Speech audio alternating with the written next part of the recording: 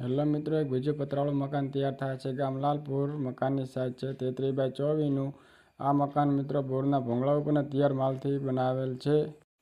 અને આવા ફેન્સી મકાન બનાવવું હોય તો મિત્રો 5 થી 6 લાખ ખર્ચો આવે A to Z કામનો. અને આવા વિડીયો અને ફેન્સી વિડીયો જોવા માટે અમારા પેજને ફોલો કરો મિત્રો.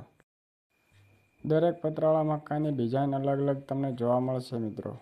જય રામાધાણી.